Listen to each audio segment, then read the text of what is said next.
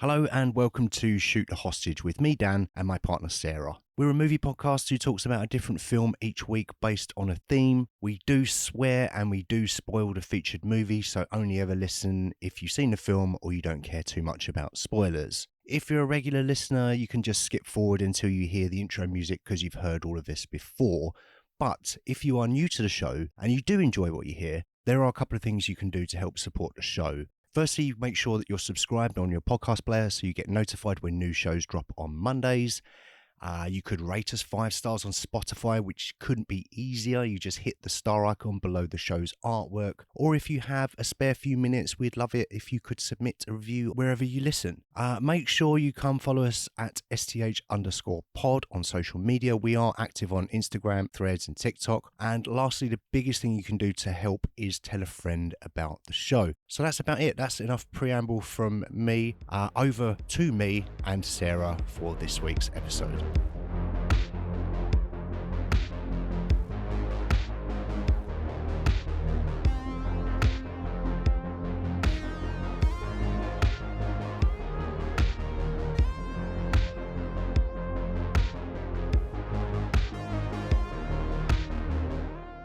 So we're continuing our video game movie theme with 2001's Tomb Raider. I thought you were going to say 2001. A Space Odyssey. That's not based on a video game. No, it's not based on... anything. Is it based on book? Maybe. Who knows? But that's not what we're covering. We're not here to talk about 2001. We're here to talk about a movie of equal quality. Tomb Raider 2001 with Angelina Jolie. Can we not cover 2001 A Space Odyssey instead? We can cover that if you like. We didn't watch it though. But we have watched it. Yeah. I would rather talk about that space baby than whatever nonsense was going on in this movie. I'm sure we'll unpack the everything about 2001 A Space Odyssey at some point when we inevitably cover it. But will it be my choice or yours? Well, that's a really good question. I suppose it depends who picks space or giant baby season. Giant baby season? What else could that possibly entail? Honey, I Blew Up the Kid. Yeah. There we go. That's the other one, isn't it? That's the only other one. It's a short season. Yeah. I'm not saying it's going to be a long season, but it's going to be a short season. So Tomb Raider is our second Simon West movie. Is it? Yep. Director. Oh, did he do Con Air? Con Air is the one. Of course he did, yeah. Of course he did. And if you've listened to that show, you know how enthusiastic I was about that one. You love Con Air. I loved Con Air, yeah. And this is definitely not sarcasm. Con Air or Tomb Raider 2001? Con Air. Because at least that's got Nicolas Cage. That's true. It has a bunny. John Cusack in sandals. Yeah. Yeah, it's true. So Tomb Raider then. So I think I'm going to do what you did in the Until Dawn show, and I'm going to say spoilers for obviously the movie, but also definitely the first 2 games, which I'm quite familiar with. Oh, well, I've never played them, so I'm going to have to leave and just leave this entire show to you then.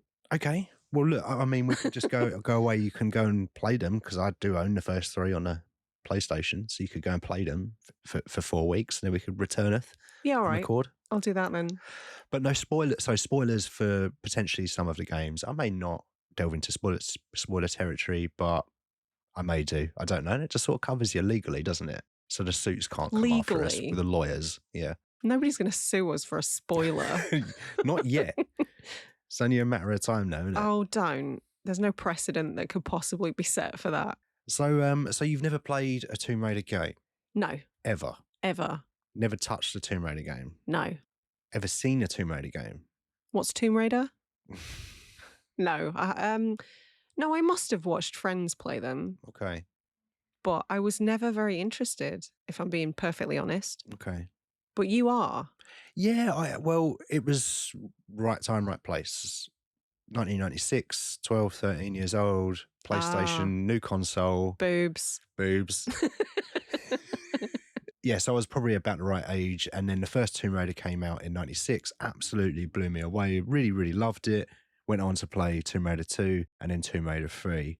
Do you know much about the games? Obviously, you was alive in the 90s when Tomb Raider was about. It was quite a big deal, I think. Like, it was all over Games Master and the PlayStation magazines. And you remember the little demo discs that you used to get with the magazines? I do. Did you get those? No. But do you remember anything from the culture about Lara Croft and Tomb Raider from the 90s, or did that sort of pass you by? I sort of see it as entrenched in girl power and all of the Spice Girls stuff in the Really? 90s. So, I mean, it's the same Oh no, era. I did not get that at all. No. I don't know, because I think baby feminist Sarah probably wouldn't have been that into it, because yes, she is an intelligent protagonist who's shown to be very capable. She's also designed exclusively for the male gaze. So I don't know, maybe that's part of the reason that I didn't have any interest. Yeah. I know she raids tombs, She does raid tombs, and that's not a euphemism. and that's about all I know. Mm. So over to you. Well, so a little bit about the original games, I guess. So in 1994, the original PlayStation was released in Japan, and then in 1995 it came over to the UK. There was just one single PlayStation that was in Japan, and then it came over to the UK. Yes, they and then shared it was passed around. That's right. It was You like all got a turn. it's like a timeshare thing. Right. You Okay. could go on holiday to a little place and play the PlayStation, but then you had to sit through a speech about how much it costs to rent a PlayStation for a certain amount of time. It's worth it because you get a discount on a holiday, Right. but all your time's not your own. But, you know, you get a sacrifice, and I think you get a pan of chocolat as well. Oh, I'm in. So it's worth it. Yeah, I mean, Yeah. there is more than one now. That's how it started. Well, there's 5 now. Of course, it's a well-known fact Yeah. that there are now 5 PlayStations in the world. Yep. I have one of them here. I'm very fortunate. You are a permanent owner of one of I them. know. One of the 5. Yeah. It's prestigious. Yeah. It's quite the honour. I'm a very, very lucky boy, and I treasure it. And I wake up every morning and think I'm so lucky to have this PlayStation. It's so Tomb Raider was originally developed with a male lead character, and that was the case for a couple of months at least during the development phase of the game. They ultimately decided to go with a female character to try and distance themselves from, any guesses which character? Indiana Jones. Indiana Jones. Absolutely that famous top-heavy Yeah. protagonist. Yeah. So by in 1996 then, so they're developing the game. By spring 96, they had the foundation of the game in place, but they still had absolutely loads of work to do to hit a December release date, which is in time for Christmas, obviously.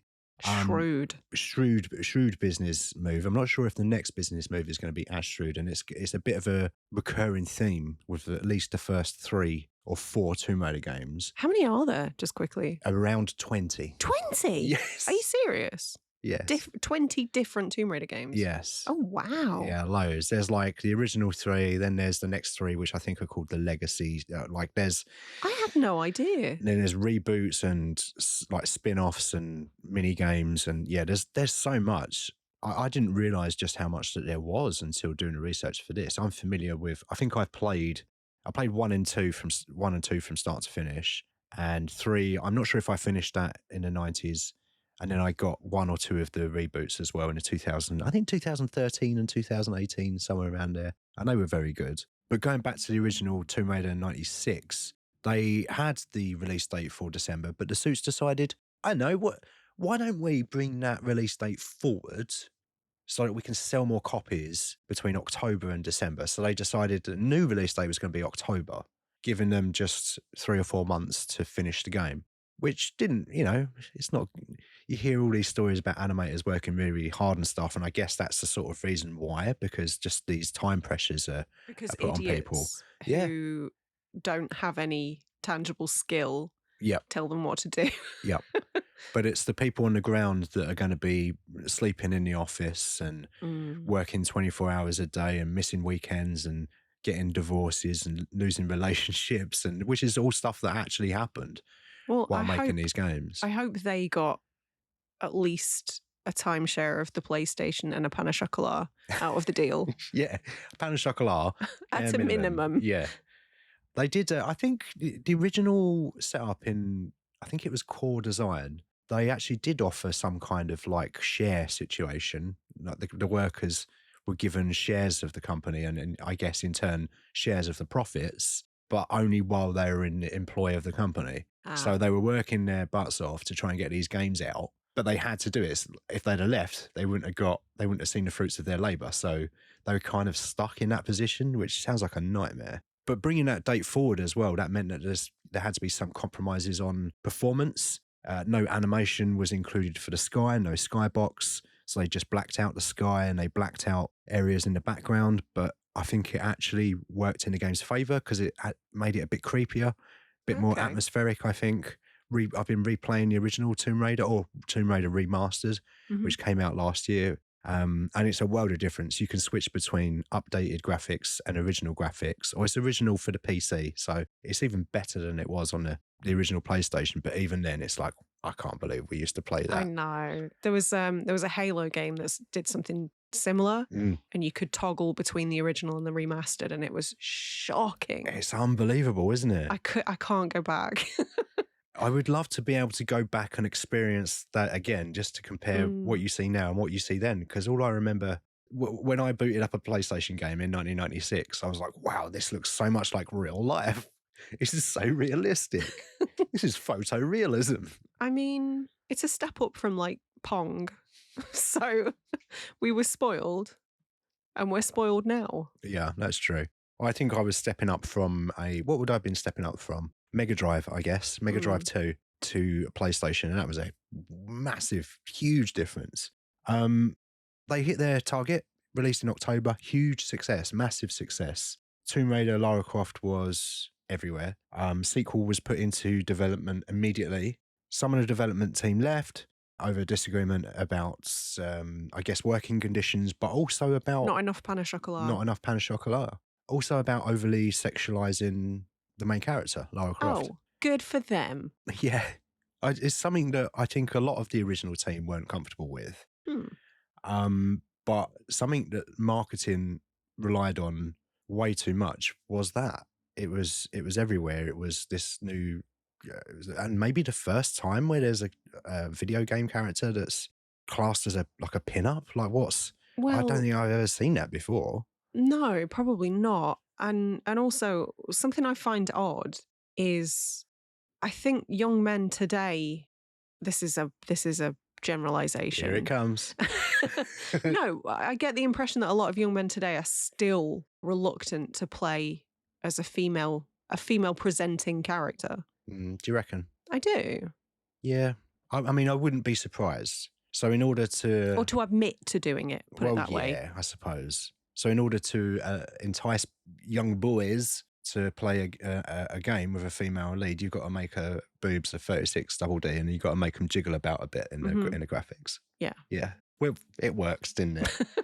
Well, yeah. I don't know how much of that is to do with leaning on the sex appeal or whether it was just a new, inventive, creative game something that we've not quite seen before. That was really well executed. Probably a bit of both. Yeah. If I'm going to exercise my best judgment, I guess, yeah, probably a little of column A, a little of column B. Because it's funny, I was just thinking like what I just said about young men being reluctant to play as female characters. I suppose if you're not given a choice and the only character you can play as is female, then they'll be less likely to whinge about it. Yeah, I guess so. Or make fun of one another. Do you think that Lara Croft paved the way for female characters in games? Because I feel like they're certainly more common now than they were. But I'm just thinking I'm really only thinking about in relation to our season. Resident Evil, Alice. I know Alice is made up for the film. But there have been quite a lot of female characters in the Resident Evil games. Yeah, that's true. So I feel like the 90s was quite a big time for that. But also it was still the 90s. So we still had, FHM magazine, we had Loaded magazine. For Him magazine. There was in January of 2000, the Millennium edition of Loaded magazine, there was 100 different covers of the magazine. And one of them was a Lara Croft limited edition cover, which 16-year-old me might have owned. I thought you were going to say you still had it. No. God, no. Like 16-year-old you, that's fine. If you Yeah. if you still had it now as a man in his 40s, that would be tragic. It would be pretty tragic, wouldn't it? Yeah. I cut out the picture of Lara's face and put it in my wallet. Did you? That would be weird, wouldn't it? Yeah. Who's that? Your wife? No. No. It's my favourite computer game character, actually. Listen, some people might do that, and that's fine as long as they're happy. Yeah, I mean, each to their own. Yeah. So 1997, a full year after the first game had come out, Christmas, ridiculous deadline. They hit it again. They released the game at Christmas, and it was a huge success. The mechanics were mostly the same, but vehicles like boats and snowmobiles were added. The studio did push for, because at this point, it had all become about Lara Croft. So even the games are saying Tomb Raider featuring Lara Croft. This movie is called Lara Croft Tomb Raider. Mm-hmm. But by the time the second game came out, it was probably peak Tomb Raider, I would say, popularity. The studio wanted developers to add a nudie cheat code called Nude Raider, where you put in a code and her clothes fall off, which would have been fun, wouldn't it? When I say I don't like men, obviously I don't mean all men. I do mean those men. Yeah, I know. Specifically those men. That's who I'm talking about. Do you know who I like really? It's the developers. Because when a studio asked them to include a nudie cheat code, do you know what the developers said? Fuck off. Not far off. They said bog off. Oh. Yeah. I really, really hope all these people who sacrificed sleep and stood up on their principles sold their shares and made bank. So do I. So they said bog off. As a compromise, they did add a Nude Raider cheat code, but instead of removing Lara's clothes, when you put in the code, she exploded.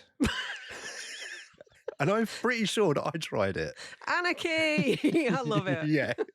Really funny. I loved that. Yeah, I loved it. I thought you were going to say, like, they made the butler naked or something No. instead. No. Oh, the butler suffered enough when you used to lock him in the freezer in Tomb Raider 2, which you can still do. That might just be a you thing. It's not a me thing, no. Really? That's the thing. I thought, like, when the game came out, and the butler's following you around in Lara's house. It's like the training bit. And you see the big freezer. It's like the size of a room. You think, I wonder if he'll follow me in the freezer. And he does. And you're like, I'm quite a bit quicker than him. I wonder if I can shut the freezer door with him still in it. Yeah, you can. And I did that. And it wasn't until years later that I was talking about Tomb Raider games to my friend. And he said he did exactly the same thing. And now the internet has become a thing. It's apparently something that a lot of people used to do. And you can still do it. I did it like 3 days ago. You haven't changed a bit, have you? I thought I had to see if you could still do it. And this time he froze. He froze in there. I don't think that used to happen. What, he died? No, he just like froze a bit. And then when you open a door, it takes about 3 to 4 seconds. And he just defrosts and then carries on following you about. You Walt Disney'd him? Yeah. Is he frozen? Oh, well, that's the rumour, isn't it? Is it? Cryogenically frozen somewhere. But yeah, I can't really cast judgment on you torturing the butler because I used to put my Sims through hell. I know. So. I've heard all about your Sims journey. Battle Royale! What did you do to him? Tell the listeners. I would put a maximum of, I think it was 8 people was the maximum you could put in a house. And I would remove all of the windows and the doors. And I would put that horrible clown painting on every wall. I would remove the toilets and the beds until they peed themselves and argued and fought and died. And then the last one to survive was the winner. Right. And what did they get? A lifetime of therapy, I assume? No, I just would start a new game at that point. Reset then? Yeah. So you just deleted them all anyway? Yeah. Wow. Don't say The that. Sims, their god is Sarah. No, don't say that because I do sometimes, like when I'm trying to sleep at night, I am sometimes kept awake by the notion that if we're in a simulation, we're probably in a simulation. I don't know. Like, they're my simulation. So was I putting them through actual pain and torment? Were they to some degree sentient? I don't know, you're looking off into the middle distance there, like you're asking a philosophical question about The Sims. I do think about my dead Sims sometimes. You should have thought about that before you tortured them to I death, know. didn't you? Look, I was young. I know, we all make mistakes, don't we? Yeah. It's not like the Throng. They weren't actually conscious, were they? But were they? Yeah. That's the question, isn't it? Thronglets. Yeah. What about a theme park? Do you remember, did you ever play theme park? I did, and then, well, I had Roller Coaster Tycoon. Right. And I realised that you could set them going without completing the track. Yeah. Yeah. 0 days since an accident. Yeah. I love closing the park, letting all the queues build up, and then like building this really nice attraction, but just taking one block out of the roller coaster and just watching it fly off the screen. Let's hope that none of them were sentient, hey? No. That's what these games were intended for. That's what they put them in there.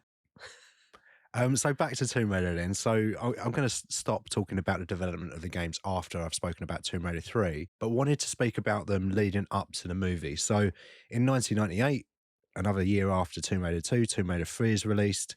Development team super burnt out now and refused to return if they only had a year to turn it around to Tomb Raider 3. So the studio agreed and said what they would do instead is try to work on a like Tomb Raider 2.5, like a good extension to the second game. So the team began working on that. And they're developing Tomb Raider 2.5. And after a few months, the studio looks at it and goes, this is really good. Why don't we just call it Tomb Raider 3? They didn't say that to the staff. Oh. They put out a press release announcing Tomb Raider 3. The development team are like, what the fuck? So we are making Tomb Raider 3 then.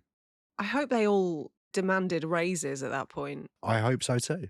I think after that, a lot of the team left. There was a lot of restructuring. They went into more of a mentor role and kind of helped shepherd it into a new era with the next couple of games, set the foundations for the next couple of games at least. But yeah, so a really like troubled development story there for the first 3 games at least. For something that was such a huge success, there was a lot of people worked really hard and probably didn't get rewarded in the right ways back then, which is all too common, I guess, with things like this. And so the movie then, Lara Croft, Tomb Raider the movie. That is what we're here to discuss, yes. It was released on my birthday. The budget was 115 million. Whew.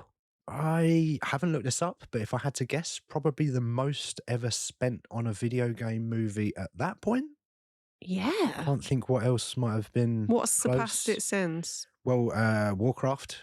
That was 160, yeah, of course. wasn't it? That's insane. Yeah, I think a lot of movies in this season, actually, Until Dawn being the least with 15 million, I believe, so far anyway. And so far, one of the better movies we've talked about. Yeah. Yeah. Worldwide box office of 275 million, so did pretty well. Did all right. I thought you were going to say more than that. I'm actually surprised. I bet by the studio's standards, they would say that this underperformed. Yeah. I was surprised too. I thought it would have done better. After learning all of that stuff about the development of the first 3 movies and first 3 games and how they were received and developed, my experience really dropped off after the 3rd game. Mm-hmm. So doing this research has been really good to fill in a lot of gaps. Really good documentary on YouTube about those games, actually. Let me mention it before I forget. Like an actual, an official video or something that's fan made? I think it's fan made. It's a 90-minute documentary about the first, I think it's 6 games, but that's on YouTube if you search Marco's style and look up Tomb Raider games. But yeah, I wonder if that number, that 275 million box office, would have been a lot more had the film released a year or possibly 2 earlier, when we were more on the hype of Tomb Raider, because in 2001, I think we were on the 5th game by then, and that's the worst received game. Oh, that's shit. meant to be like just a flat out bad game. Have you not played that one then? No, I haven't. I haven't played 4. I played the first 3 and then 2013 and 2018. There's loads that I haven't played, but I think... she must be a pensioner by now. Yeah, but still running about, still knocking about, still opening those tombs and shooting stone monkeys. So, you know, got to keep doing it. And yeah, that's what she does. That's what keeps her young. Some people do Sudoku. Lara Croft just hangs on a bungee in her hallway. God, yeah, we're going to talk about that. We will. So yeah, the rights were procured by Paramount, the film rights, in 1998. Brent V. Friedman, who wrote Mortal Kombat Annihilation, wrote a script. Spoilers, Mortal Kombat Annihilation does not feature in this season. In 1999, Stephen E. D'Souza took a stab at the script, who, I don't know if you know that name, but he wrote and directed Street Fighter from 1994, which is another classic. Oh, goody. Yeah. When you say took a stab at the script, do you mean did a new script or did a rewrite? I think just did a whole new script. Right. There were a couple of drafts that they went through, I think. Eventually they started talking about cast and obviously landed on Angelina Jolie. But I mean, she's a good choice. I think so. Accent aside. We'll talk about the accents. I've got a paragraph on accents to talk at you about, so we'll get there. But I agree, before we get to that point, I agree. I think Jolie is probably the best choice, but there are a couple of other names that were mentioned on Wikipedia which did pique my interest. And so, if only Rona Mitra had been a better actor. Yes, well, Rona Mitra was number one that I'd written down because she was the official model for Tomb Raider 2 and forever associated with that role. Just for 2 onwards? I believe so, yeah. Was there an inspiration for the first game, or...?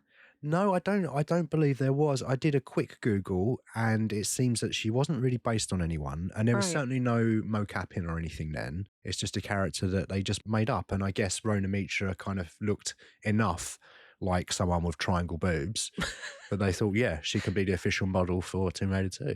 She can wear those shitty 90s Morpheus sunglasses. Yeah. Yeah. So Rona Mitra, obviously, I think was probably fan favourite, I'm guessing. Jennifer Love Hewitt, because it was the early 2000s. I don't hate it, but I don't really... Has she ever done anything that's action-based? I think that would have been a bit of a left field choice. Yeah, possibly. I can't think of much or she anything. Was like the rom-com girl. Yes. I mean, she's sort of final girl, I guess, is where I first... Yeah, a bit of a final girl. Saw her in those... what are they called? I know what you did last summer. Yeah, but she was in sitcom... Was it sitcom or TV drama before that? Party of Five, was she in that? Maybe. Okay. I don't know. She was in Can't Hardly Wait. Oh, yes. With Ethan Embry. Yes, of course. Oh, your beloved 1998. Ethan. Oh, very nice. I have it on VHS. Do you? I do. We've never watched it. I'll make you watch it one day. Please don't. Who else? We've got Famke Janssen. Okay. Yeah. I don't hate that either. No, I think that could work. Jennifer Lopez. No. But that's primarily... Well, no, that's 100% personal bias. I don't like her. She doesn't seem very likable. No, I agree. How about Elizabeth? So does Ben Affleck. How about Elizabeth Hurley? I don't really know about that. I can't remember the last thing I saw her in. Is she even still acting? I have no idea. In what 2001, was she doing back then? Was quite popular, I believe. Well, it would have been around about the time that Bedazzled came out, and that was a huge success. That was everywhere. I can't tell if you're being serious or not. Don't you remember going into Burger King and there was like a tie-in Bedazzled burger? No. Yeah, it was You've great. made that up. It was in the shape of Liz Hurley. You've made that up. Was that the Brendan Fraser one? Yeah. Yeah, I do remember the film. No, I'm still preferring Angelina over all of these suggestions. I'm not minding Elizabeth Hurley. I think possibly she's my pick. Ashley Judd also considered, apparently. I don't know how much these people were considered. They're just names that I wrote down on Wikipedia, but it's just fun. Brunettes. It's sort of fun to say, isn't it? Yeah, Ashley Judd, Sandra Bullock, Diane Lane, Demi Moore, Denise Richards. No. Agreed.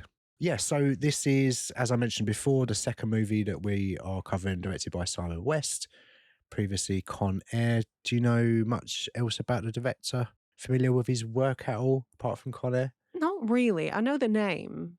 General's Daughter. Oh, is that the big Travolta head? Yeah, that could be any movie, really. I think we probably spoke about it in our Con Air episode. We did. We talked about the front cover being a big Travolta head. Yeah.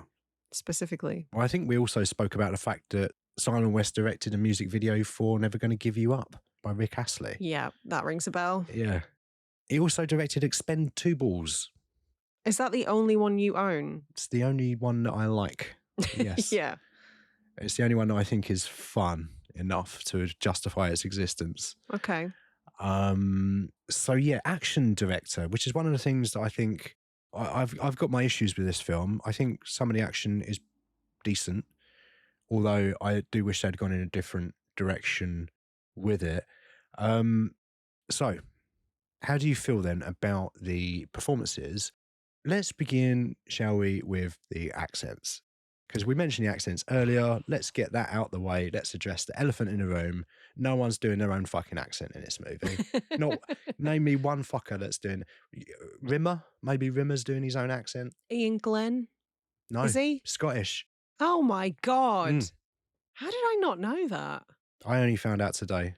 I think I've only ever seen him do English accents in things. Oh no, that must suck for a Scot. He must hate that. So you've got Jolie doing the English accent. Yeah. Daniel Craig doing American. trying to do American. Yeah. John Voight doing Anthony Hopkins. The only person in the movie whose accent is actually good, and that's because he's doing an Anthony Hopkins impression. Close your eyes and tell me that's not an Anthony Hopkins impression. But it's a good impression. It is a good impression. It's so good that I was like, that's Hopkins. And that's the only compliment you'll ever hear me give to John Voight. Yeah, agreed. Who else we got? Noah Taylor, who is doing Cockney. His Australian accent was coming through. Was it? Yeah. Right. I didn't notice. I didn't notice that. Oh, there were points when I was just like, is he doing an accent? And I generally think he's a good actor. So I guess being a good actor doesn't always equal being good at accents. No, of course not. I liked him in this. I thought that he did a pretty decent job at portraying that character that we've all seen 1,000 times in action movies, the tech sidekick. Yeah, he's Simon Pegg in Mission Impossible. Yeah. He's that guy. Yeah, precisely. Yeah, he was all right. He was all right. Little bit of light comic relief. Yes. Yes. And I thought he delivered his lines pretty well. One of the things that I think is pretty weak about this is just the thin characterization and of everybody, the lack of arc, or the laziness applied to the arc anyway. The arcs, the character arcs.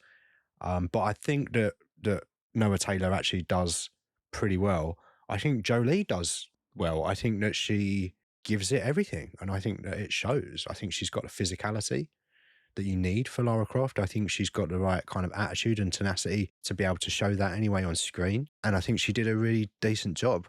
What do you think of Jolie in this? Are you a Jolie person? Is she? Not really.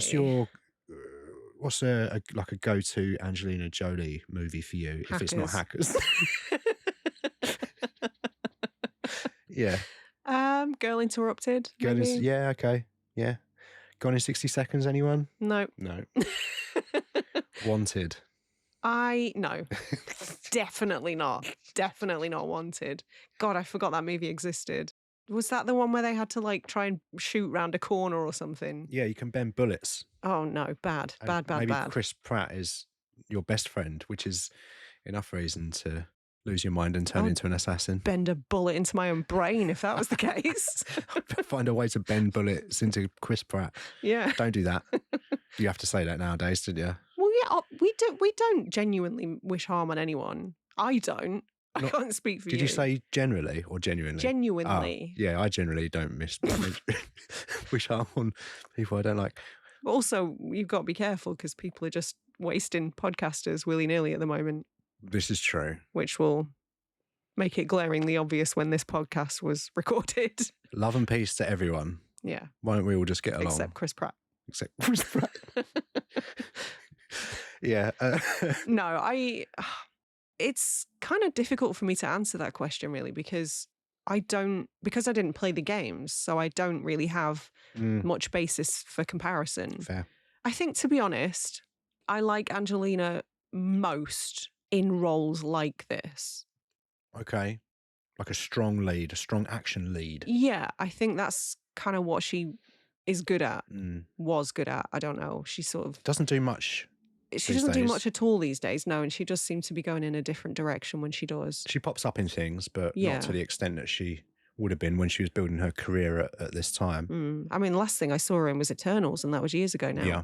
But she did that that one about the singer? Maria. That's the Yeah. most recent thing that I can think of. That was last year, yeah. Which again is nothing like this. But No. yeah, I do think she's sort of, in her heyday at least, was really well suited to this kind of role. So I'm glad that she was cast. I don't love the character. I think my class bias is sort of peeking through a little bit because I'm just like, posh bitch. Yeah. Yeah, that's fair. But she's also quite obnoxious with it. Like, Yeah. she just gets on her bike and fucking whizzes to that auction. It's just like, oh, I love that. Oh, just strolls in, Yeah. puts her feet up on the chair. And I get it's supposed to be like read as, oh, she's cool. She's a wild card. She doesn't care. It's like, no, you're acting like a cunt. Yeah. Stop being so entitled. Like, manners are free, Lady Croft. Yeah. It's interesting what you're getting at there, because I think she's not very likable. It's weird. I find her likable in like a Michael Mann sense, in that she's very good at what she does, and I enjoy seeing her on screen and doing the action stuff. Although I feel Tomb Raider, I probably would have preferred it had it lent more on the puzzle solving element than the action stuff. Something that was strong in the early Tomb Raider games, which they kind of went away from, moving more towards action. So I get why they did it for the film. Action movies are the biggest films of all. Like, you must make action movies because they make so much money. That's why they did it. I would have enjoyed more puzzle solving actually in this movie. Me too. Rather than just like, this thing fit in hole, turn, key. Yeah. And it was just, there wasn't really any puzzle solving. It was just, oh, my dad's written me a letter. It's hidden in a book. Yeah. Yeah. And that was about it. The poem that I've just read you is by a man with a book, and I put the thing in that book. Yeah. Puzzle solved. And then the rest of the movie, she's guided by possibly not real, but maybe real mystical foreign children, which is a troubling stereotype. Yeah. And Ghost Dad. And Ghost Dad, yeah. Not Cosby. Not Cosby. That would be a different movie. You got to say that these days, isn't you? Yeah. Mystical Ghost Dad, played by real life dad John Voight. Famously, they get on really well. They love one another. Yeah, there are no issues within that family at all. They refused to shoot the scenes together, so they had to split screen it in post and stitch together. I don't know if you're joking. That could be true. I thought that was true, and I looked it up, and it's not true. Is John Voight actually a baddie? Or I think so. Is he just unlikable? I don't know. I don't agree with his politics, let's put it that way. But maybe let's not get into that. And he's just kind of gross. I think to look at. Like, yeah. I know I'm no oil painting, so maybe those in glass houses shouldn't throw stones and all that. But how much money would you have to be paid to give John Voight an open mouth kiss on full smacker? You asking on the lips? Me, or are you asking people to write in? No, you. A snog, or just like a kiss on the lips? But open mouth. Open mouth, kiss on the lips. No tongue. No. What time of day is it? Midday. So I'm not drunk. Well, maybe. Can I be drunk? Yeah. Probably do it for a tenner. A tenner? Yeah. Wow. It's a free tenner. And it's a story to tell. I'll eat some dog shit or something before I give him a kiss and then give a little peck. You'll divine him. Yeah. Fucking hell. It took me a minute. God, yeah, I've actually seen Pink Flamingos, unfortunately. So we are a fan of Angelina Jolie. Yeah, I think she was the smart choice. I think my only real criticisms are the accent's atrocious and the fact that I don't need my protagonist to be likable. That needn't be a complaint under normal circumstances. You just have to make them interesting and watchable and have the story be good. But I think that's where this film is lacking. Yeah. I think they sort of tried to have their cake and eat it, because you can't really have a character like that and introduce the nuance of the dead dad and she's a bit of a loner, she's a bit spiky, but then just have it be a throwaway action movie. Yeah. It doesn't really afford that level of character development. It's a weird one, because I feel like watching it with the commentary as well, and hearing Simon West justify some of the decisions for some of the action sequences and just the more sort of character-based moments as well. Like they tried, but not. I probably not hard enough. I would say, like the thing that I hate about the Lara Croft character in this movie is that at the start of the film, Arnold J. Rimmer's like, "I'm just trying to make you a lady. Please wear a dress. Please wear a dress because you're a lady and you need to dress like a lady." And then she does all the Tomb Raider stuff and like kicks stone monkeys in the head and all of that. And at the end of the movie, Shoots at a robot. she eats a robot. Shoots at a Shoots, robot. Yeah. There's some deleted scenes I didn't see. She and then it gets to the end of the movie and we fucking Breakfast Club it. We put her in a dress, give her a big fucking floppy hat, and now she's a lady. And the reason that they did that is because they wanted to put in a character arc for Lara Croft. A character. Oh, are you joking? No. No, I reckon that stinks of a reshoot to me. They've shot the movie, they've cut it together and gone, she's still wearing pants. she has not progressed in character at all. Oh my God. We should put her in a white dress immediately. I don't think I would like Simon West. Do you? I don't know. He seems to be quite articulate and sort of no nonsense in the commentary. He seems all right, but I mean, how much can you get to know someone from listening to a movie commentary for an hour and 41 minutes? I mean, Hitler was articulate. I'm not for a second comparing the two. That's true. He was articulate. Yeah. Yeah. I'm going to get cancelled, aren't I? No, you're not. One of these days. One of us might do, yeah. Yeah. If one of us does, then we're going to have to just take down the entire ship, aren't we? We'll burn it all down. Raise it to the ground. Why are we casting Daniel Craig in this? I don't really know. Do we like? I think the question that we should be asking is, why are we casting Daniel Craig in this as an American? Well, I mean, that's a bizarre choice. It's a curious choice, and that his accent is not very good, particularly when he has to raise his voice. It's like, and even I can notice that, and I don't notice these accents half as well as you do. It's that's a pretty common thing. It tends to become most obvious when people are shouting. When you're putting strain on your voice and it's kind of hard to disguise your natural tones and sounds. Yeah, for sure. Originally, that character was called Alex Mars, but they changed it to Alex West because they couldn't get the clearances signed off in time. So he got to shoot day.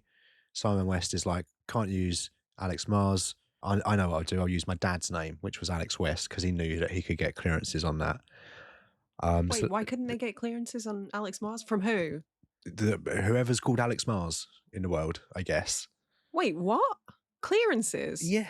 When you're making stuff and you get, you're clearing getting all of the product stuff cleared and any songs or art that you're using in the film and stuff, you also need to get names cleared as well and check those.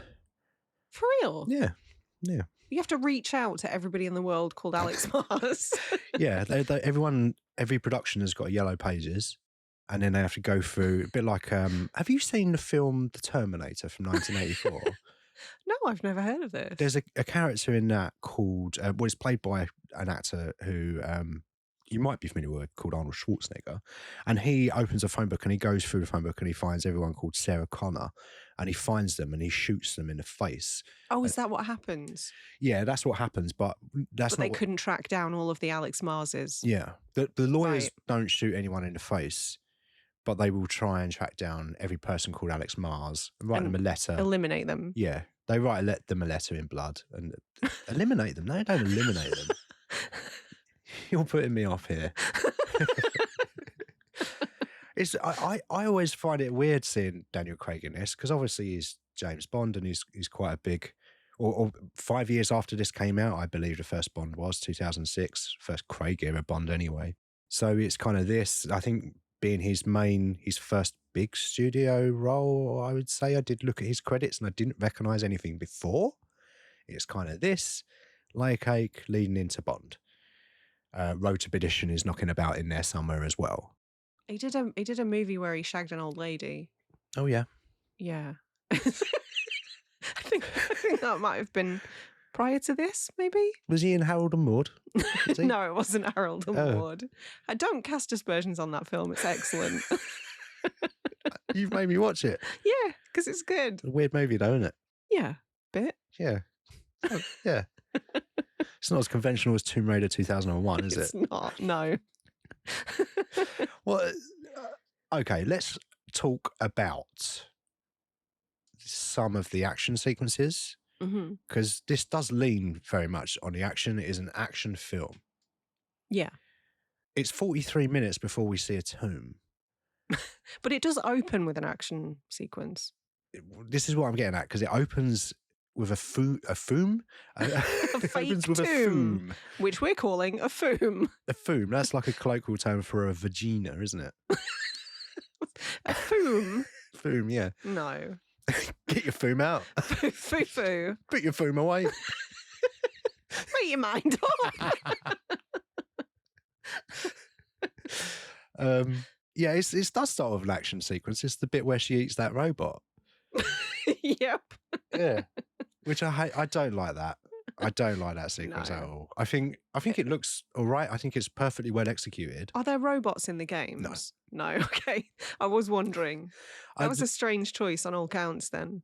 There may be possibly in 3 and beyond where they did, I believe, start to introduce more sci-fi elements.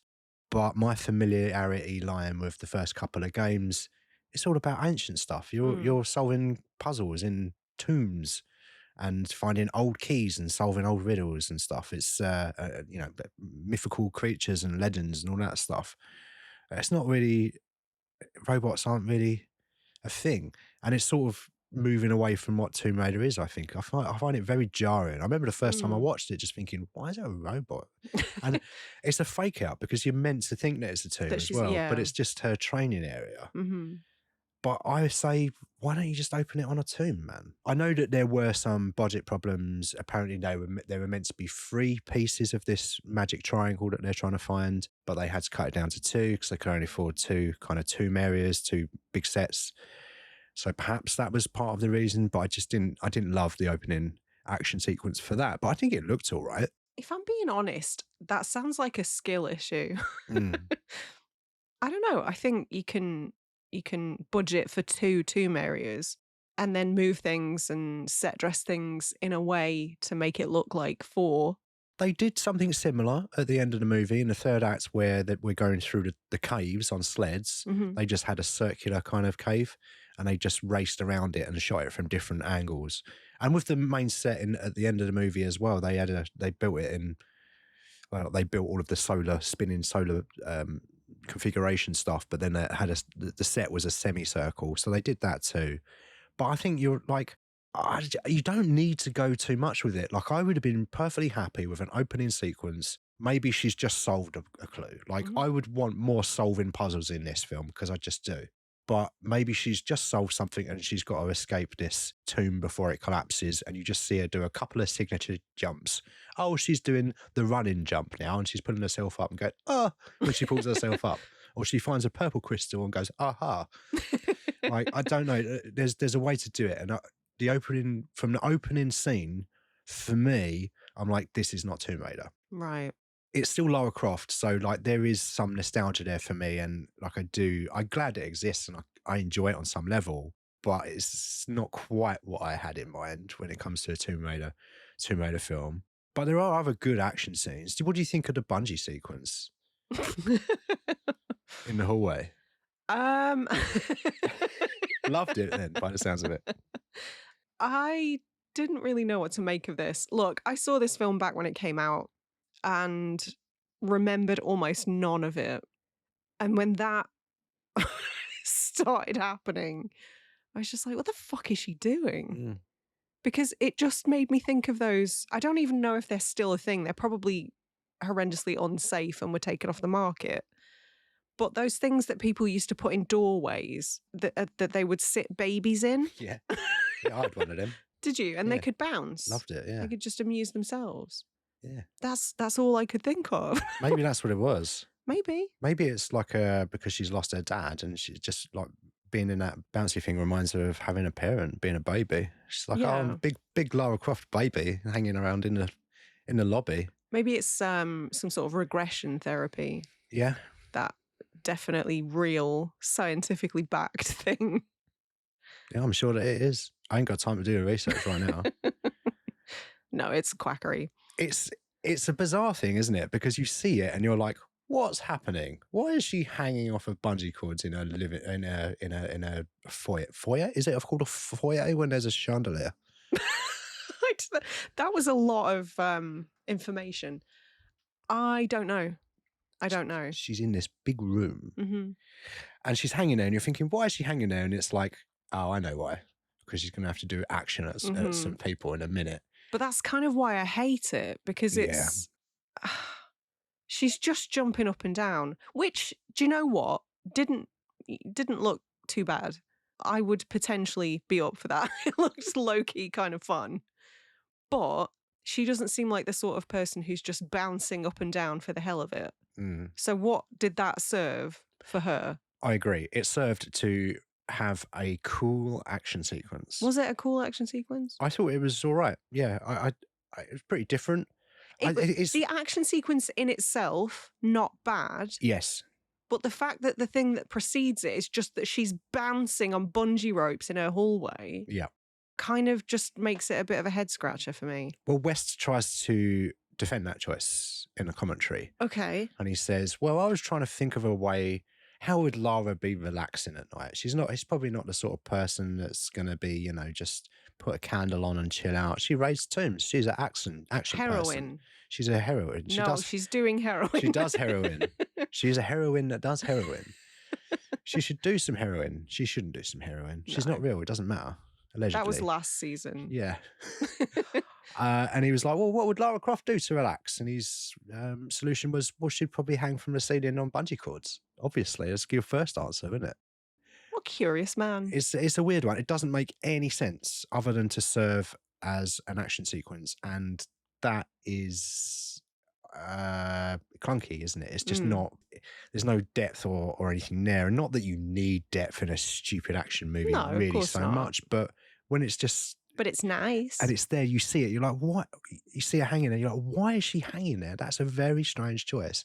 And you just immediately know why, and it's to serve the next scene. And it's annoying. But the scene in and of itself, I thought was decent. Spins the people up in the cord, spin them around. They're all wearing masks because this is a film for children, so we can't show people being shot. In the games, was she also part of Cirque du Soleil? Or was this just for the film? Well, the game is all about climbing. The original couple of games is about climbing, solving puzzles. So it's not totally out there? No. Okay. Bungee cords, not so much. She's more jumping from rocks to crevices, pulling herself up, diving off of waterfalls and cliffs and such. So there's always been that kind of physicality to the character. So that did kind of work thematically, I guess. But the first game was less about the action and more about the puzzles. In the first game, she's just going around shooting gorillas and like lions and stuff. Real gorillas? It's mostly, real gorillas, yeah. What? Because they're guarding the tombs. And then you've got a gorilla coming out here. What are you going to do? You've got two pistols. You're going to shoot it in the face, aren't you? Oh. Listen, after what you told us that you did to your Sims... Don't go about me shooting pixelated gorillas. I guess the difference is Sims look like humans. Okay. Like if something looks like an animal. Yeah. Like even lemmings. I hated lemmings. Why would you, like when the boulders came down and squished them, I got so sad. I couldn't play it. Okay. Yeah, so I couldn't recommend Tomb Raider to you because you would have to shoot some gorillas. No, I couldn't. But yeah, it's as I said, the games are more about your puzzle solving, and the more the games went on, the more they let into the action. And this is very much an action-based movie, but you didn't have people so much either in the original game. It was mostly animals that were guarding the tombs, which added to the sense of isolation. You're there in this big tomb on your own. It's dark in the distance. You can't see what's going on. You've got to solve a puzzle. Very atmospheric, very rewarding when you solve the puzzle and you don't know what's lurking around the corner. The second one, every level has got like 100 people on it, and it sort of starts becoming a bit annoying. It becomes more about shooting people than it does about solving the actual puzzles. So I think Tomb Raider 1 was my sort of favourite for that reason, really. And it's part of the reason why I like this movie just fine. I think it's okay, but I definitely would have loved it if they'd lent more into that puzzle stuff. I guess they sort of tried to do at least what do we call it? A solving mechanism in that middle tomb where they're in, is it Cambodia? Where they've got the big old log thing that you need a big log to pierce the bowl of green water. You could have done that with a pencil. Precisely. Boop, yeah, done. Exactly. It was a bit elaborate. It was way too elaborate. Unnecessary. Completely thought up by Simon West, the idea of the log. The set was not built with that log in mind. So they had to build it special. They had stunt people trying to jump on the log, couldn't do it, came to the day of the shoot, had a word with Jolie. West is like, Ange. He calls her Ange.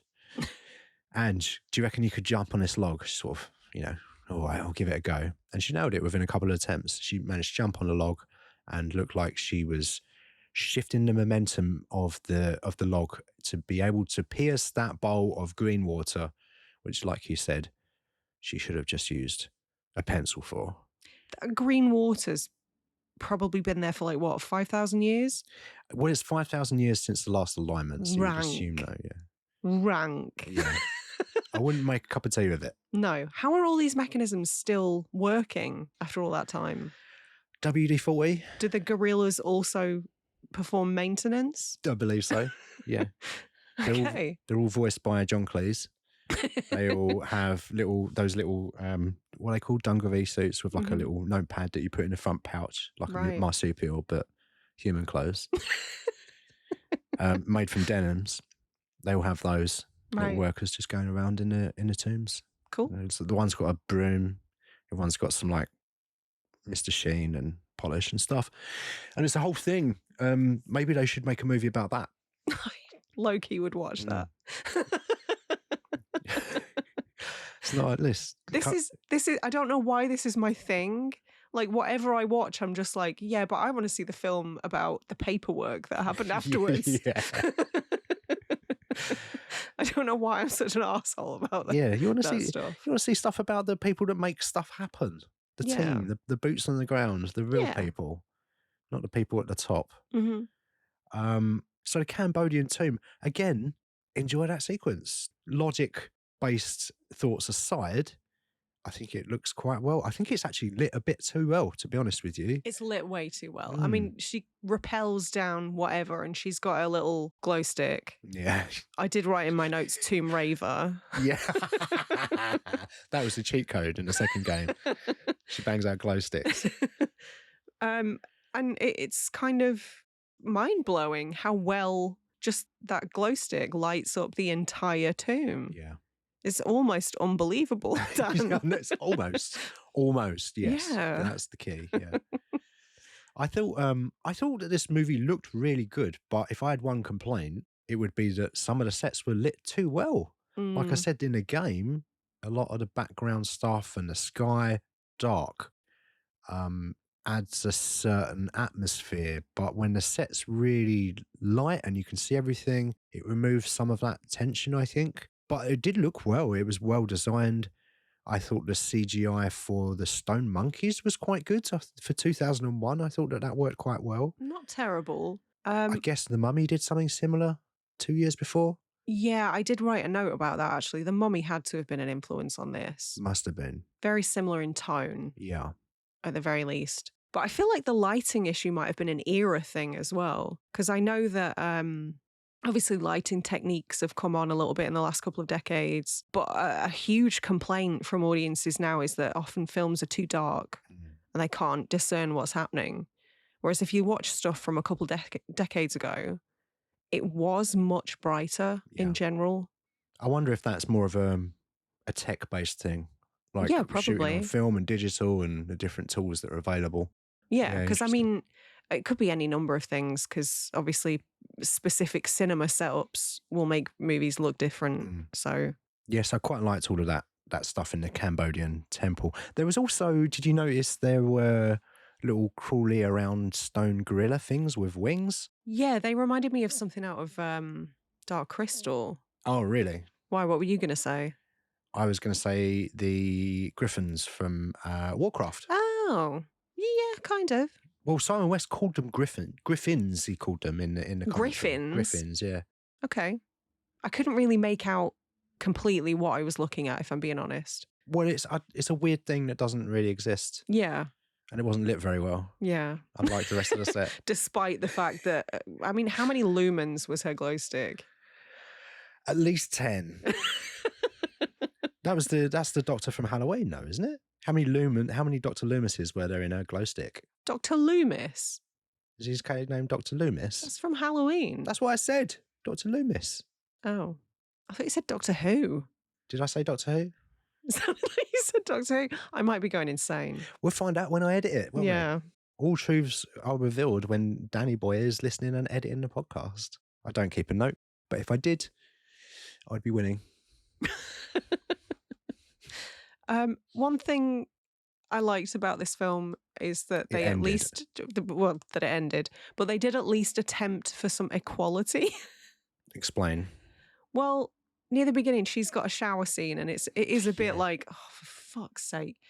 Got to show some side boob in the kids' film. This is made for 13-year-old boys and 13-year-old boys exclusively. But Daniel Craig gets a similar, much shorter shower scene, and a maid screams at his dick. Very strange scene. Yeah. A move only seen by Louis C.K. until that point. I don't think he was ejaculating into a plant pot or whatever. I don't know. I wasn't there, all right? But yeah, they do at least attempt equality, which I respect. They were going to not have that scene in the film, the Daniel Craig one. Okay. They tested the film. Audiences responded to that character and said, we want more Alex West. So they're like, fuck it. All right. Well, you want more? We'll give you more. Look, oil up. Craig, get that fucking baby oil on you. And dehydrate immediately. No water for Daniel Craig for 4 months. Get in that sauna. Yeah. Very strategically placed banister there, covering his boyhood. Yeah. I did watch, as I say, watch the commentary today and rewound that scene a couple of times to see if I could pause it in the correct position, see if there was any baby Craig action. Couldn't see any. I was trying to make comparisons to our Resident Evil show where we saw Snatch of Jovovich. Well, you didn't. I didn't. No, you saw Snatch of Jovovich. And so did Michelle Rodriguez, apparently. Yeah. But you did not. No. I missed it, unfortunately. So I tried to right my wrongs from that episode by trying to spot the penis of Daniel Craig. What are we talking about? The Daniel Craig's dick. I'm sorry. I'm not. We talk about dicks a lot on this show, don't we? We do. Yeah. Should we talk about vagina more to offset that? We should probably, in the interest of balance, yeah. Yeah. Okay. What do you think of Angelina Jolie's minge then? I'm sure it's immaculate.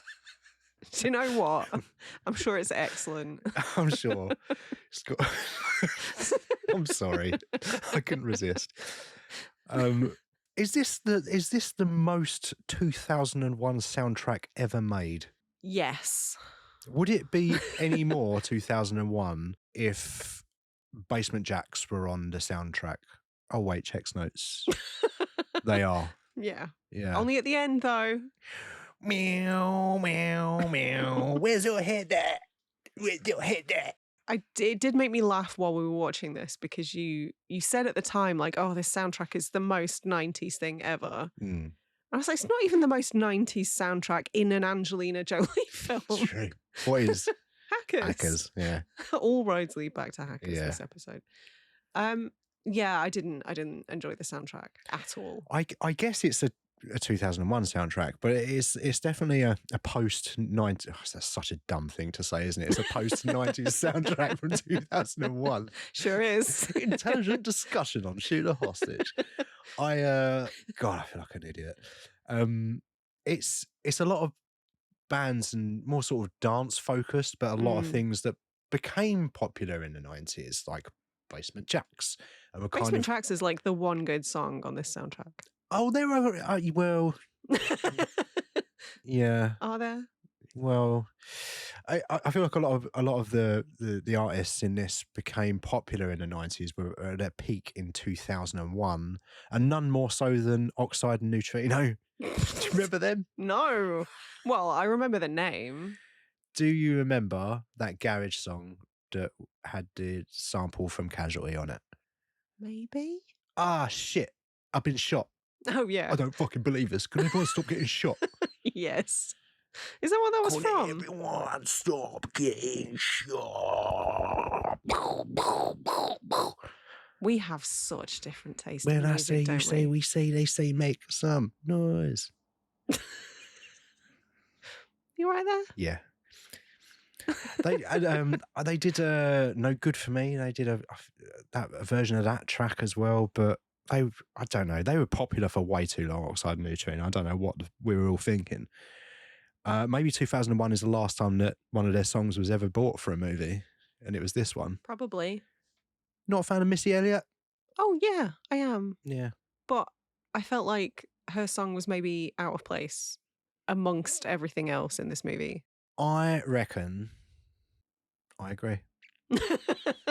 Yeah, it was out of place in this movie and in the scene that it was in as well. I thought it was in the cleanup scene post that bungee fight scene.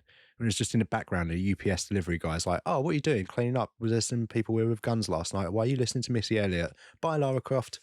And then he went, "Oh, it's a letter from my father. He wrote it before he died." No shit. The script. Can we talk about the script? "Oh, go on." It was not good. Correct. Good talk. Yeah. Do you know what I this for me felt like such a overhang of the stink that Richard Curtis left on British movies, because everyone's saying fucking bugger. Every other word in this movie is bugger this and bugger that. When's the last time you said bugger as an English person? 2001. 2001. Yeah.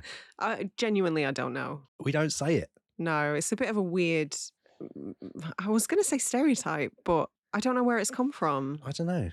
Maybe posh people do say it, Sarah. Maybe. That's why we don't know about it. Maybe don't we're hang just around with the people. Low-life muck-mouths. Well, we are definitely that. But yeah, it's that's I noticed a lot. I think every character says bugger apart from Manfred Plow, where he's very articulate and talking about Illuminati and spatial alignments. Plow? Ian Glenn. Oh. Is his name Manfred Plow? Manfred Powell. Powell. Yeah. Yeah, and he employs his employer. He employs someone called Mr. Pims. Mr. Pims can do one. Mr. Pims is the most important character in this movie. Julian Rind Tutt. Yes. Looks like the poshest person alive. But very funny. And I will not elaborate on why. Okay. Is it the floppy blonde hair?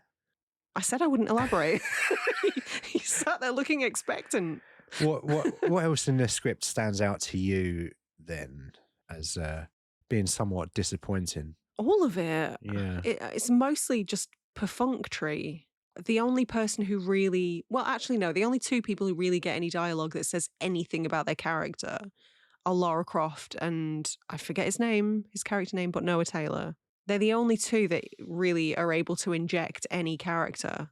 I feel like Noah Taylor sort of nails that British sarcasm quite well, I think, and which is part of the reason why I do enjoy him in this, despite the script being flawed. I do feel like the Australian sense of humour is a bit more aligned to the English than the American, maybe. I guess in general, yeah, you're probably right. Yeah, it's all that colonisation we did. Not all bad, is it? We gave them sarcasm. Quit it. We killed everyone. We replaced everyone's human lives with sarcasm. It was worth it. Yeah. Sorry. And we stole all of their trinkets and put them in museums. Aren't we excellent? Let's pat ourselves on the back. Give us our country back. Fuck off. Sorry. Let's not get too political. Take our country back. Do you think when everyone's saying like take our country back that also we're going to give everyone else's shit back? No. No, we can't do that. But also, do you think that the people yelling "Give us our country back" have ever set foot in a museum and looked at any of the things that we stole anyway? I don't think that they've even seen the film Night at the Museum. let alone stepped in one. I think that might be their only exposure to a museum. I reckon you might be right. Yeah. Not to generalise, but they're all fucking morons. This is the show. This is the one that gets us cancelled. This is it. Who'd have thought our commentary on Tomb Raider 2001 is the one where we get cancelled for expressing political opinions? Oh dear. Shall we wrap this up? Are we about done talking about Tomb Raider 2001 now, Sarah? Or are there any other bits and pieces on your list you would like to cover? I'm just scanning my it's mostly just stupid stuff. I was quite happy early on that she was wearing a practical outfit, which was one of my complaints last week. Yeah. She's got flat shoes on. The shorts aren't ideal. No, they're very short. Yeah. Yeah. It wouldn't be what I would choose to do when I'm raiding tombs, which I do often. Yes. I think it's weird, isn't it? I think they that's what I mean by the they tried. When I say they did try. She does wear trousers. She does. I think she needs a sports bra. I'm sure that scene where she's slow motion running at the end absolutely put bums on seats. Yeah, the way they added a lot of the jiggle in post as well. But the whole time I was just like, oh, that looks painful. Yeah. Would that hurt, would it? It would hurt me. Right, okay. Well, apparently they weren't content with Angelina Jolie's breast size, so they did pad them out a bit to become more in line with the sort of shape and size we're talking about with the cartoon character Lara Croft, who's apparently, I think, a 34 double D or something, and Jolie was a C, so they padded out her breasts so they were bigger. God. A C? Yes, disgusting. Get it out of my sight. Angelina Jolie? Oh, God. Put those in. Oh, that's much better. Yeah. I could barely stand to look at her before. Yeah. Oh, It's I weird, hate isn't that. it? It's that weird balance. And that's why it feels so 90s to me, because it's like we're at a time where they were pushing, let's be honest, it's a marketing ploy, the girl power thing, Spice Girls, pushing like female empowerment. But it was to sell tickets. It was to sell things. It was branding. It wasn't for any altruistic reason. But that being said, I'm sure that it did have a net positive impact for many people. Mm-hmm. So it's a good thing, ultimately. And you can tell they were trying. Yeah. In some respects, anyway. Yes, they were. And I think some of that is good. But then also you can't deny that it was just made at a time where they just didn't really know how to do that kind of character properly. Maybe we still don't. God forbid we would get, I don't know, maybe we get a woman to write a Lara Croft character? How about that? We could do that. I think we should get Phoebe Waller-Bridge to do it. You heard it here first. That's a good idea. I reckon that you should. Hang on, let me think about this. Who could potentially pay Phoebe Waller-Bridge enough money to develop a Tomb Raider? Let's go with maybe a limited show. Just go for a TV show. Oh, fuck it. What about Amazon? What if they Amazon/Umgum. Umgum, yeah. Umgum is a company owned by Amazon. Yeah. Who also owned James Bond, who employed Daniel Craig for the longest time also. And Phoebe Waller-Bridge. And Phoebe Waller-Bridge. Yeah, they're making a new Tomb Raider thing. With Sophie Turner, I believe. I think that casting's quite good. Seems to work on paper, I guess. Are they going to make her wear fake boobs? I would hope we've come on in leaps and bounds in the last 2 decades. I think we have. I think the fact that a female writer is tackling it. Yes. And Amazon have been paying Phoebe Waller-Bridge for nothing for years. So they obviously value her talent immensely. And you'd think they would listen to her. So hopefully we get the Tomb Raider that we deserve.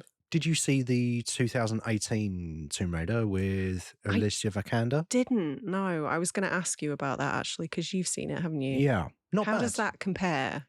I think that they treat the character of Lara Croft a lot better. In what way? She is, I don't want to spoil that movie because we're not here to talk about it, but there's certain decisions made about that character that means that more struggle is introduced. she's not running around having showers, not seeing side boob and padded boobs and that sort of thing. I think the Oh, I don't character's wanna see treated it a lot then. better. Yeah, that's why it flopped. Yeah. I don't know if it flopped, but it didn't do. It must not have done brilliantly because otherwise we would have got more of them. Mm. But that was a lot more grounded as well than I think the original movie. Obviously, it's still a Tomb Raider movie. I think Walton Goggins was in it, if I remember rightly. Okay. But it was all right. It was more like, it's more of a movie, more of a proper movie, but not a brilliant movie. It was okay. Was there more tombs and puzzles? I can't remember. Maybe Okay. there was. Maybe. It's been a while. Was hoping that I would get a chance to rewatch it before this. But I didn't get time, sadly. So, what do you think of the climax of the film? So you've got the climax being, Well, we're going to join the triangles together now. Yeah, we're going to do the world's easiest jigsaw that even a baby could do. It's just 2 triangle pieces. Yeah. And then my name's Manfred Powell. I'm a big evil man, so I'm going to shoot my boss, evil big man. And then I'm going to be big boy, evil man. Head of the Illuminati or something. That's right. They're the Illuminati in the third act for some reason. Yeah, because of triangles. Triangles are evil. We know this. I've seen The Void. Yeah, exactly. So I'm going to throw a knife at Daniel Craig and he's going to get dead for a bit. And then what that's going to mean, Lara Croft, is that you're going to have to make a decision about saving people and maybe not saving them. Depends on what you're feeling and how you feel about it, really. So we're going to join the triangles together.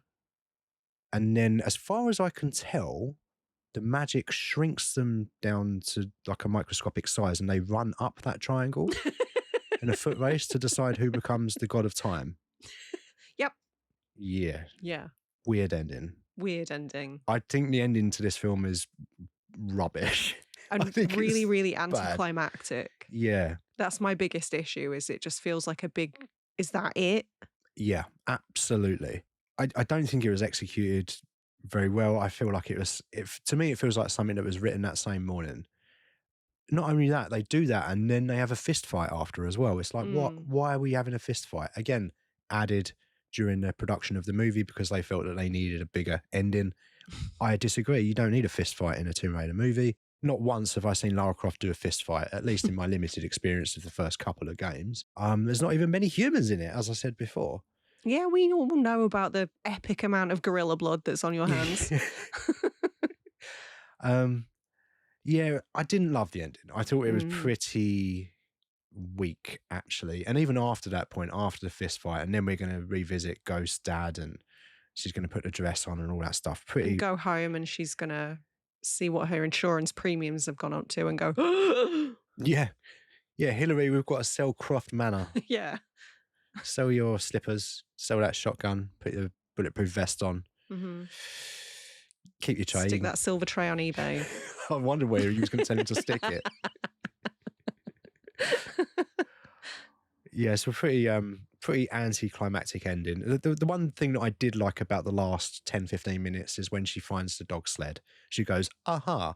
And it's like, that's what she does when she finds a secret in the games. So it's pretty cool. There were a few Easter eggs in there. Okay. As much as it deviated from the games, and that does bother me in this. There was a lot of stuff in there, just more subtle stuff as well, more like Foley work. When she splashes into the water, it's very similar to when you do a swan dive off of a cliff. Yeah, like I said, when she finds a secret, she's got the dual weapons. She has a canoe at some point. She's a lot of the vehicles, like I say, the sled and the dogs and stuff. Like there is stuff in there. The fact that there is a butler, I feel like that it would have been better if they'd have taken more elements from the game. Though in that original game, the main baddie. The hero obviously is Lara Croft, woman, but the baddie is also a woman in the original game. But we can't have that in the film because we're trying to sell tickets. So that's a bit disappointing. Maybe you could have done that. And there's some other characters in the original game as well. One that pops up a lot and is a fan favourite called Pierre. Like, he should have been in this movie. He should have been the Alex West character. I was just going to say that. Would that have made sense? I think so. He's probably kind of what he's been based on, like a rival Tomb Raider. That's also, you come across him, not in that way. You find him at various points when you're playing through Tomb Raider 1. You can't kill him, but he just pops up. Have you tried? Of course. He's trying to shoot at me. He shoots at me and then does French words at me and then runs away. Man. Yes, God, flashbacks. Yeah, just like, I don't know, why are we not doing that in the film? I don't understand. If you're doing an adaptation, surely you have the rights to do that. Why would you not just put a character in there called Pierre, make him French, and then you've got all the people from the games going, it's Pierre, look. I love the games. But then you've got to take out everybody in the real world that's called Pierre to get clearance. That's right, yeah. It's a big job. Yeah. I only know one, Pierre Cardin. You know Pierre Cardin. I do, yeah. Close personal friends with Pierre Cardin. I think, are we done with Tomb Raider now, Sarah? I'm done with it, yeah. Let's be done with it then. So, what have we learned? We've learned that you should never try to adapt a video game into a movie. We've learned that 6 times so far this season. And also, don't join a secret society because all they do is talk at you. Yeah. So boring. I could never join a secret society because I'm really terrible at remembering sequences of things. I would never remember the handshakes. I'll just be like, high five, is it? Yeah, cool. Even if they do meet at what looks like Hogwarts. Yeah. Very strange. Yeah, I'm not in love with this movie. No, 2 stars. And I think that's being generous. I think objectively I agree with you. I think 2 is a fair score. Because I don't think it's terrible, and there is some good stuff in it. Yeah, I've seen way worse. This season. Yeah. See Borderlands. Yeah, it's not Borderlands. Yeah. 2 stars. Maybe it's 2.5 compared to Borderlands. But it's not terrible, and there is stuff to like. And I think the main reason why I will continue to go back to this is nostalgia. Is because it came out at a time when I was a teenage boy, I was a kid, just really seriously getting into gaming then. Like, I don't play many games these days, but Tomb Raider was a game that got me into that kind of gaming. Mm-hmm. And it's been really fun to revisit it these last couple of weeks. Oh, good. And I think had I not been into the game so much, I don't think I would have I don't think I'd feel anywhere near the joy that I feel watching this film as I do. Not that it makes me super happy, but just some of it, I'm just like, oh yeah, that was fun, wasn't it? Do you remember when we were looking forward to the Tomb Raider movie and that was fun, and then we watched it? Yeah. What you miss is the nostalgia of the anticipation. Yeah. Yeah. Listen, it's all right. Yeah. It's forgivable, but we can do better now. So Phoebe Waller-Bridge, let's hope that's. Let's hope it gets. I hope it gets made, because I think there's potential there, and I'm sure it will be good. And I'm looking forward to seeing what they do. Are you looking forward to seeing what we do next week for our next episode? Not really. No, I'm not surprised. It's not been your favourite season, has it? Of it's been movies? A slog, dude. Well, you'll be pleased to know that we're getting there. Thank God. What's left? Next week is episode 7 of 8 video game movies, and we're talking about Need for Speed. Oh, good. Our second Dominic Cooper movie of the season. I've never seen this, so first time watch for me. I'm sure I'll love it. I think that you're really going to get a lot out of this movie. Yeah.